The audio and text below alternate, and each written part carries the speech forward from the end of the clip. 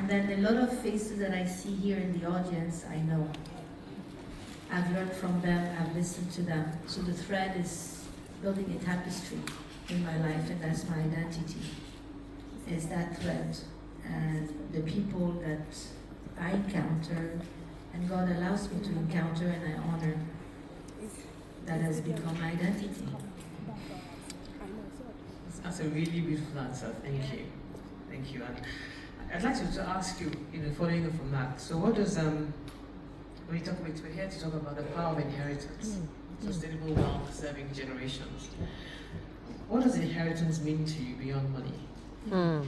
It's very interesting. I'm going to start with something that surprised me yesterday. So my accountant in Nigeria, because I gave them spam to run, and I'm here just to inspire them, gave me the number that since I left and they're running it, it has gone from 176 to 586 in 1 year. It takes what? Billion naira. There you go. So it Yeah, was. in 1 year. So when you see that, you start telling yourself the thread is weaving and multiplying. And usually a lot of people say once you live, everything is done. You close home and nobody, because the leader is gone. What I found fascinating is that story unfolding, and faith doesn't know.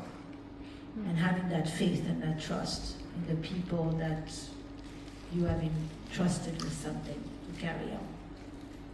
That's absolutely true. If I thread the tapestry of my life, the lives of others is intertwined and weaved into that tapestry. And at the end of the day, whether it's my children or the people that I've helped and supported in the arts and taught dance, music, drama, to be able to earn an income for those that cannot afford it, I was able to see that the thread is never finishing. The tapestry goes on, and something I cannot finish, but others can.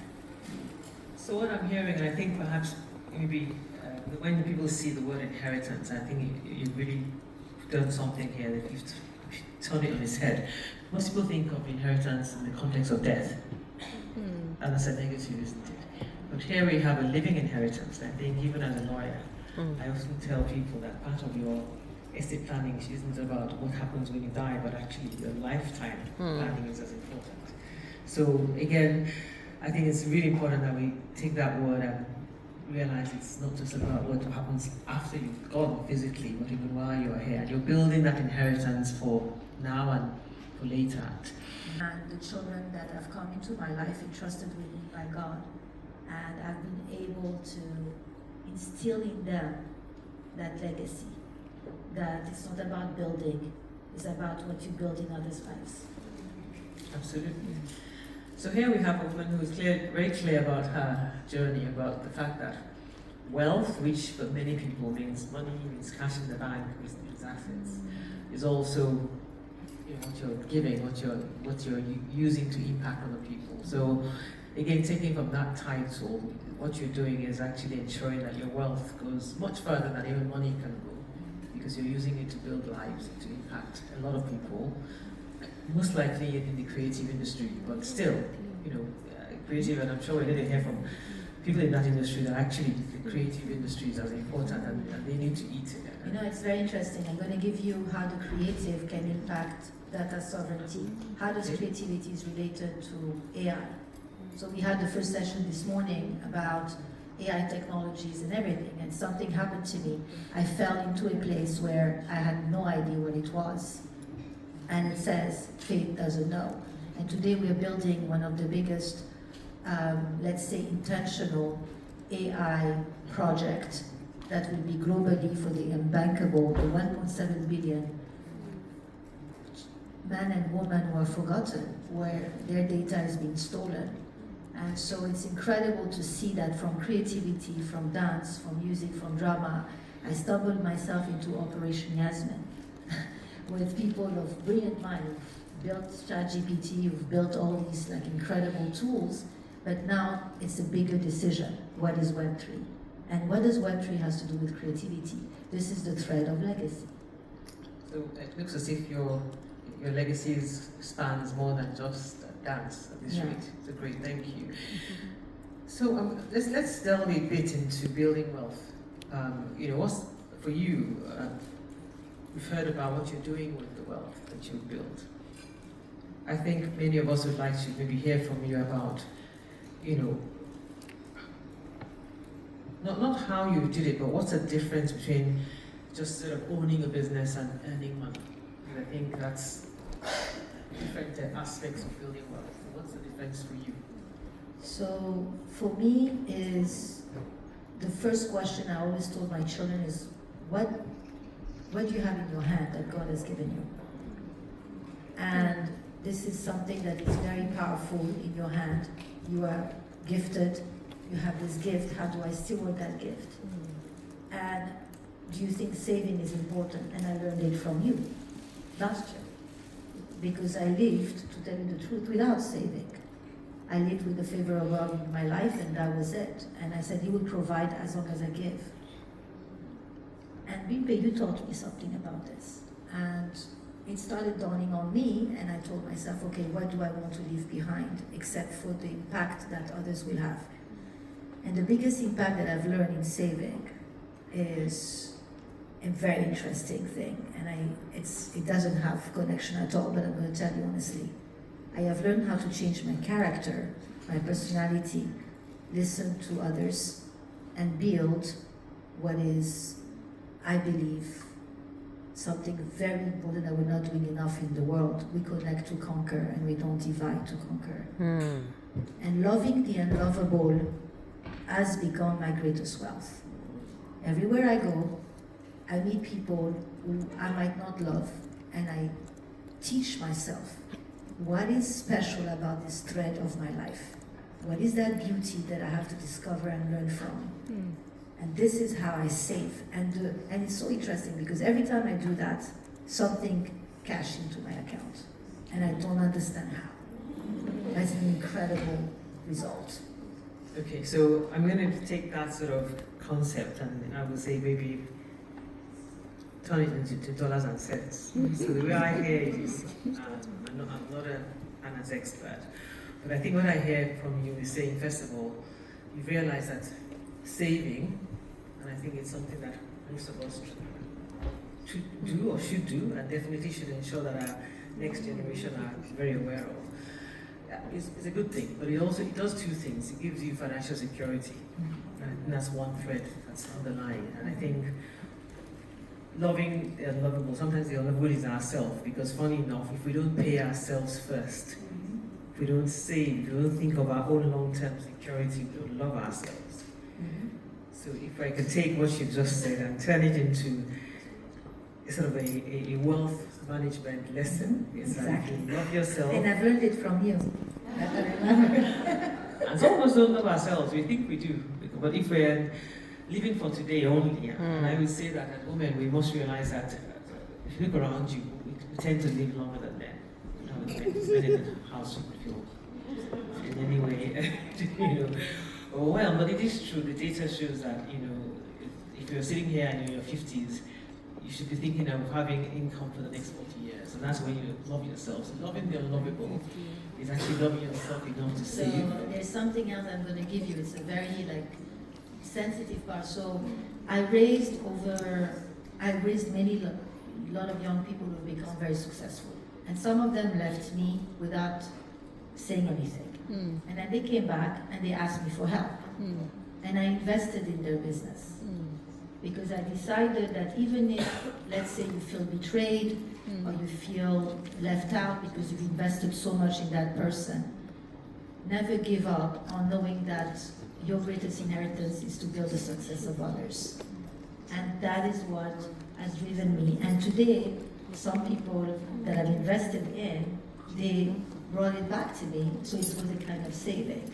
Yes, absolutely. Yes, when the fact that you showed enough love to them to invest.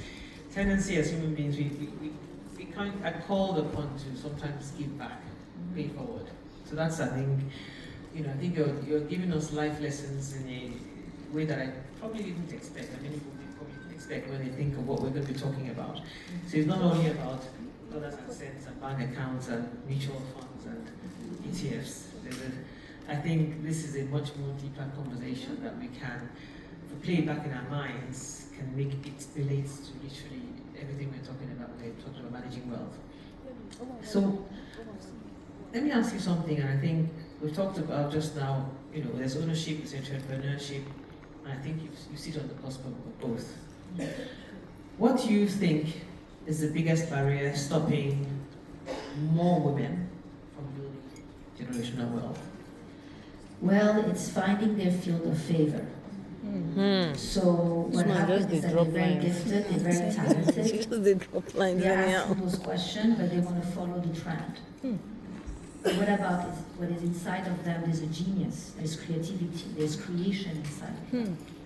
And so what happened is that the fear of failure is the biggest knot, because when you see a tapestry, those beautiful ashoke in the back, it's not that beautiful, it has knots. And it's those places that we wish that we could remove are the ones who's going to build your success. And so what happened to me was that I realized with those young ladies is that you go for it, leave and try, and it's okay. Those knots will build who you are today. And this is what I want to encourage is that when you have an idea, when you have something in your hand, faith doesn't know, but God does.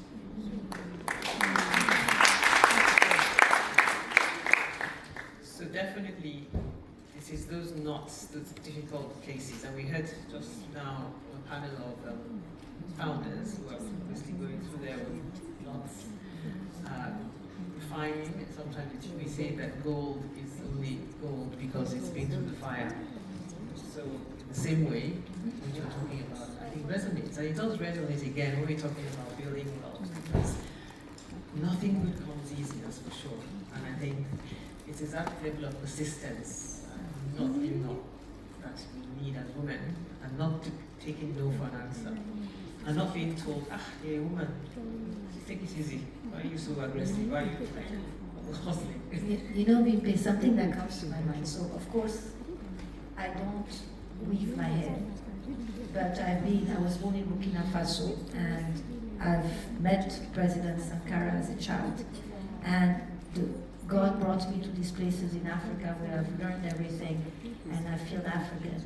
So it's very interesting to know that when a woman's hair has to be weaved or they have to be braided, it takes time. It takes patience. And it's long suffering. I know it's painful. so I'm just thinking about this, and I'm saying that's what our life is about. But after that, it's so beautiful. We walk like queens and kings, and this is what Africa is about, isn't it? We are kingdoms. Absolutely. Thank you. So again, I think we're taking that same thread, we've taken it out from your own personal journey into your own belief system, and I think that's helped you. And I think the message is resilience, it's self-belief, it's faith, it's love. And all of those things we may not always think of these things when we're building wealth, but they're super important. And loving the discomfort. When you are uncomfortable, that's where you are being reshaped and refined. And I think it's very important to accept Mama just did drop. discomfort. We've not recovered. Ask yourself questions of where I want to be and how I need to grow. No, absolutely, and I think even when we're talking about, I know we're talking about the power of inheritance and generational wealth, but I think as women and mothers, if we don't sort of unpack these issues for ourselves personally, how can we pass on those life lessons to our children? Because I don't think we only want to just leave money to our children. We want to leave a lot more about the message of life, resilience, being generous, open-handed, philanthropy, but also being entrepreneurs. So if I can add something, so I come from a very big knot in my life, which was a big tragedy on Christmas Day where I buried 7 members of my family. And one of the things was my mother. I couldn't say goodbye. She died in the plane crash. In that day, one day I stumbled upon a jewelry that I inherited from her. And I sobbed. And I sobbed because she reminded me that I'm here. So sometimes when you want to leave something to your children or to pass it on to the student or the leaders that you've impacted in your organization, that you want them to carry on your legacy, hold on to something or a symbol that 10 years down your line, when you're in heaven somewhere, they can come back and remember, I'm waiting for you. I'm kind of speechless, but thank you for sharing. Thank you for sharing, Sarah. I know that story, but like I said, it's important that you actually are sharing yourself. Thank you very much. And I think it just leads me to the next part of my question about stewardship, because definitely, yes, finding a piece of jewelry, a house could be a lot more, and it could be a lot less, and it could just be a life lesson. I mean, when my dad passed, he wrote us a letter and said, well, you all have education, that's about it. And he left everything to my mom, and then he few little gifts of cash to a few people, and he said, literally left us a sum of money by 4 siblings, 4 of us, and said, this is enough to buy lunch. Wow. Because he's educated us, and for me that's a life lesson, because frankly, as far as my children are concerned, we owe them an education, both from having fun and thereafter. Lock it. So that's what I wanted to hold on to, that's what I hold on to. So thank you for sharing that. You know, when we talk about our elders, in Nigeria I've learned something. When I see somebody with white hair, or when I see an elder lady, I bow. And I will still bow to the rest of my life because I honor my elders, whoever they are. And why? Because it's a culture, and culture awareness is more important than culture intelligence. Ooh. Because you are aware of where you are, why you are there, Let's not fight and what here. you've been taught to love, The other woman talked about intelligence. even if you don't We're agree. fighting now. And I was taught this in Nigeria. Yeah, I didn't like how the other woman spoke. She was quite So let me ask you a vulgar with some question, things. Sarah. I know you kind of answered this a little bit, but we talk about stewardship, and in the work I do, sometimes I call myself a trusted advisor. Hoping that I do what it says on the container. But basically, the idea is stewardship of wealth. Stewardship. I mean, what does that mean when you say, when I ask you, what does stewardship mean to you? Yes. Tell me. So, stewardship has fourfold. I am a dance teacher, and I teach also art therapy for those that are really twice exceptional. And one of the things that I've realized is that your 5 senses are very important. It's linked to your health. And so I always try as a leader to pass on the legacy, and I give them the biggest secret of my health. So I'm a grandmother, I have 3 grandkids. When my daughter-in-law calls me, when my student in Span calls me and they have a health problem, I will have all the elements laid out. Or my friend calls me and I will connect with all the doctors in the world if I have to. So you build hope you steward hope for others, and you steward their gifts. And so these are the conversations I have with a complete stranger, even in the subway. And he would help me carry my bag. I would ask them, what is your gift? And they would look at me and say, well, I don't know. I said, can I pray for you? So these are some of the things that I try to do now. Steward the gift and the hope in every single person's life that I encounter. So that's an amazing answer, because I think that's what I try to do. Quite the same way. I try and steward more around their, financial, their gifts. Some of the gifts are God given. Some of the gifts are gifts that they've worked hard for. And I want to make sure last lifetime and more.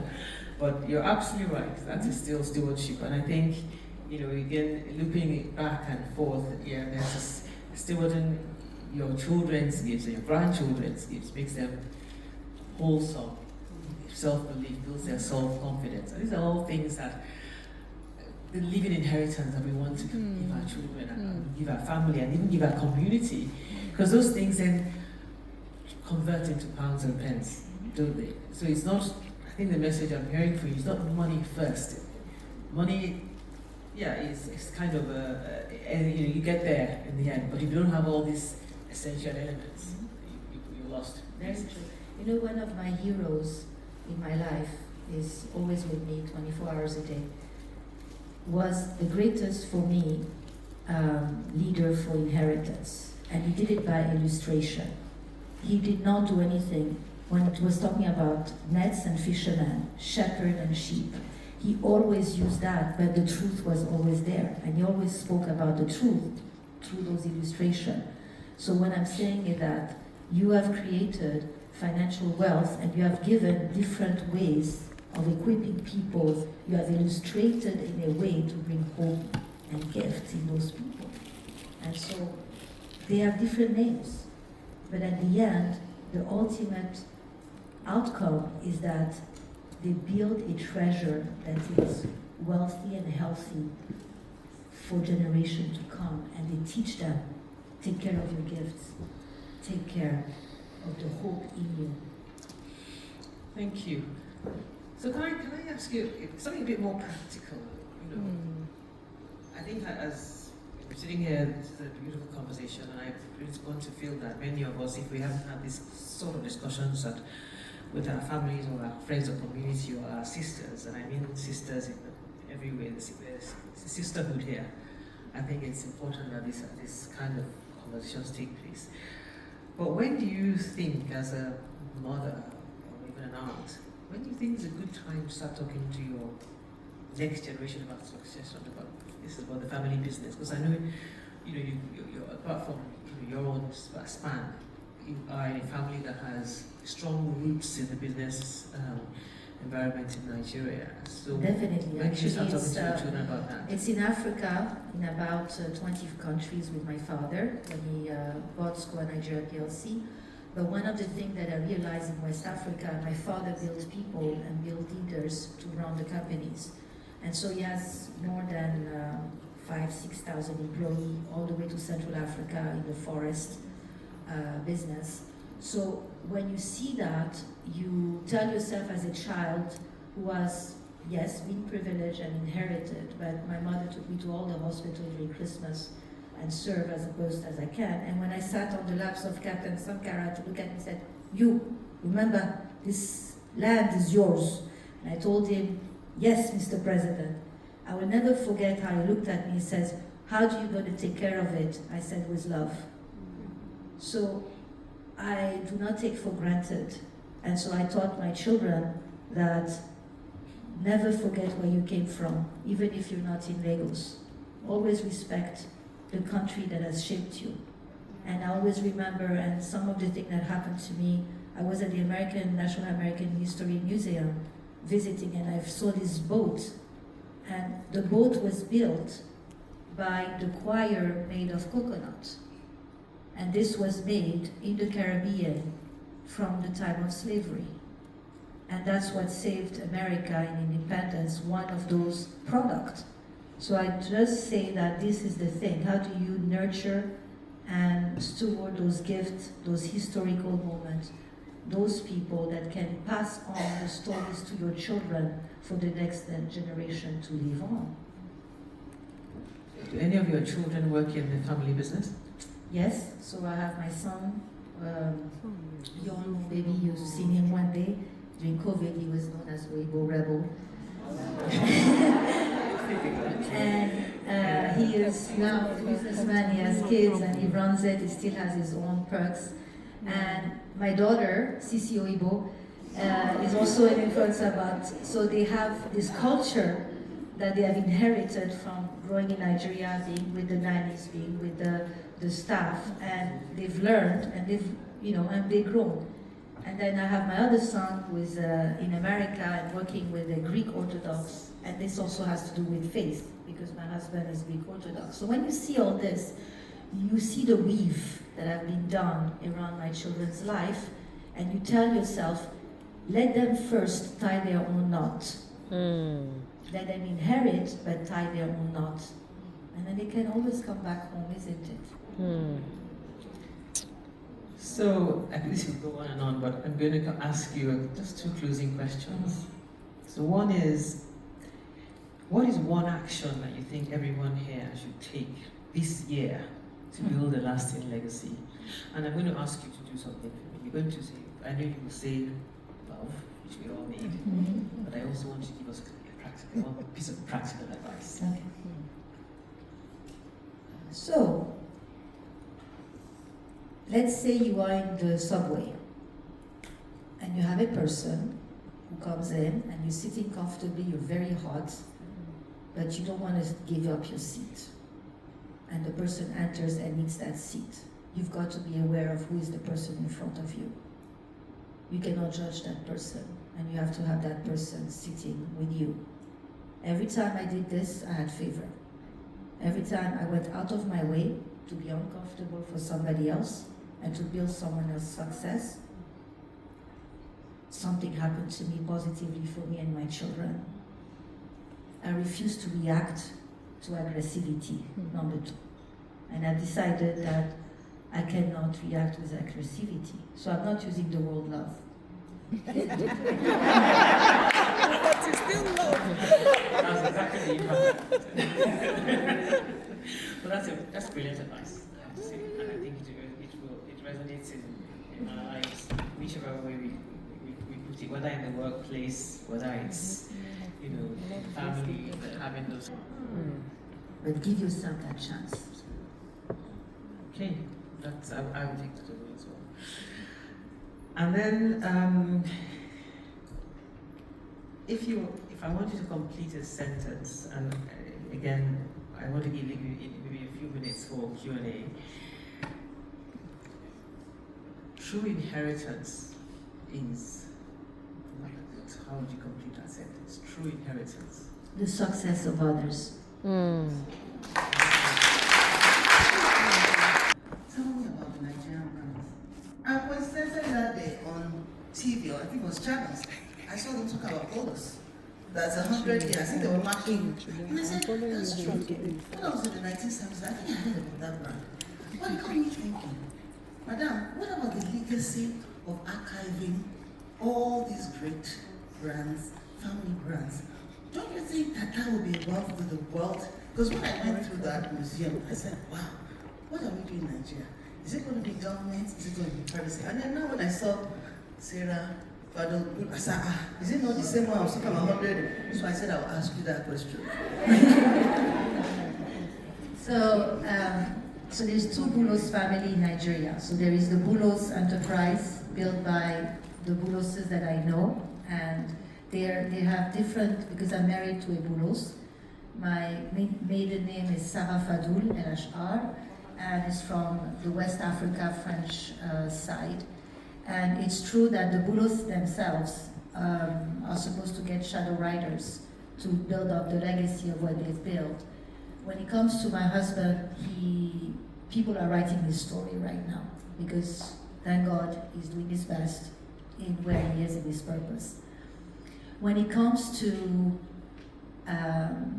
me, for instance, as for my children and for what I do with SPAN, I tell them, tell your story. Wherever you go, tell your story, because your story can change someone else's life. And so it's very interesting that you're saying this, because when you start feeding ChatGPT about your story, then already it will be in the archives, because anybody who wants to type your name, then they will have the history. So you tell ChatGPT what they want to remember about you, so that somebody else does not steal your information and create fake news. Okay. So it starts with ourselves. So I hope you're asking the question. Busola Adenuba. We know you. The 2 questions. Oh, sorry, 1 question for both of you. Sarah, how has the world been sustained over the years in the family? And then for me, the women have acquired all this wealth. How are we going to manage it? Because you just said we need to start thinking of 40 years. You don't want it to grow up all of a sudden. How can we ensure that when we leave, there's something in place for them to make sure they manage this wealth on a long-term basis, so that their children's children will be able to participate in this wealth? Do not store. So we multiply, we don't accumulate. So whatever we do as a legacy, and you see, think about Ashoke, how it's made, and how it can grow and grow and grow and grow. And so when you teach your children to do this, they will nurture those threads, and they will grow the tapestry even in a better way. And if you go back in the history of some families who have passed on their inheritance and their legacy, it was not only about keeping everything stashed in a safe and it will burn one day. It was about reinvesting, and where did I learn it? It was in Africa, in the lives of others by getting, so my father bought companies after companies. He bought the whole Scoa group when Bolloré was also buying it. He was buying, and it was for him was more about people than the company itself. So I believe that at this point in time, when we decide as a family to do this, we build a trust, and the trust carries on forever, because God does not forget those that have been forgotten, because we decided not to forget them. Wow. So that's what I pass on to our children. We Just save, but nice. we reinvest in new ideas, new company, and it multiplies. I don't accumulate. Just to add quickly, because Sarah's answer is excellent. I think I'll tell you definitely what you want to give the next generation is the ability to grow family wealth, to add to it. And you look at, many families might start with, owning. I tell you that Gote's father owned a college. He was transporting commodities across Nigeria in trucks. And then he's taking it to sugar, and he's taking it to cement, and he's taking it. And that's what you do. The next generation should be given the education and the self-confidence, and perhaps some seed capital to do more. That's what she's saying. And definitely, when it comes to women, today, like I said, many of us touch women by the grace of God will live many, many more years. Who past are producing years, which means that when you've retired and you don't want to be, doing 9 to 5, you want to still have an asset that gives you enough of a passive income. Whether it is real estate that's giving you rent, whether it is a stocks and shares portfolio that's giving you income, or bonds, whatever. You have to start thinking of putting something away, whether it's your ISA every year, your pension, something that when you stop producing actively, you are still producing passively. That is what will help you, maintain the type of life you've become accustomed to. When you're 70, you don't want to catch the bus to go to work, but you still want to have money to go on holiday. So that is in your lifetime. But like you just said, past your lifetime, the idea is creating a family trust, which will then help to, continue to distribute assets to the next generation. But you don't want the next generation to just wait to receive assets. You want them to empower them to also grow.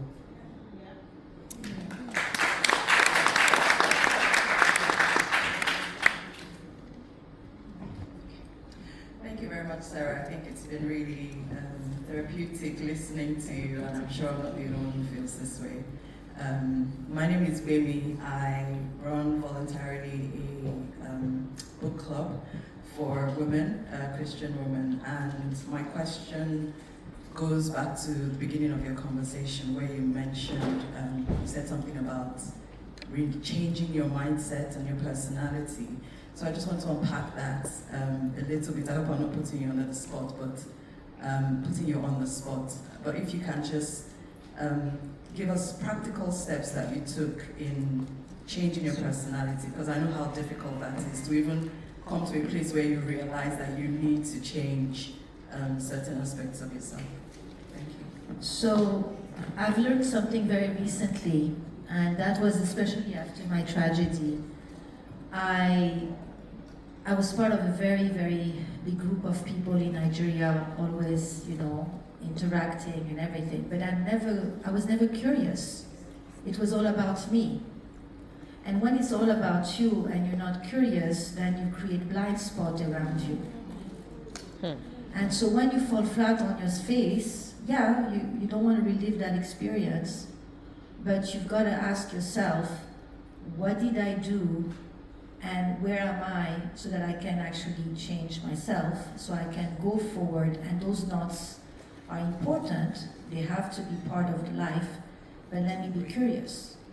So what I did was I kept being curious. So I listened to people who disagreed with me, who disagreed with my family, who children who wanted to, I witnessed fights in my own organization. And at the end of the day, we all cried and we all gathered, and they're still today serving in SPAN. They are the directors, I'm not. So at the end of the day, that is what changed my perspective. Me, no, I'm sorry, that doesn't work. So it's I and others, how do we build? How do we don't divide ourselves? How, even if somebody is divisive, how do we bring that person back to that common place? What is the common place? Is the common place that shapes our character and our personalities and changes us. And what happened is that there's certain thing that has happened to me. My son married into a family that I was shocked, but when I got to meet the family, I got to say, oh my God, I didn't know that they were that honorable and grateful and nice people. I had made like so many blind spots. So God said, I will empower you more, I will give you more if you remove those blind spots and you actually accept to be uncomfortable and change. Thank you. Great. I understand this. You can always ask questions later. She'll be around. But thank you very much.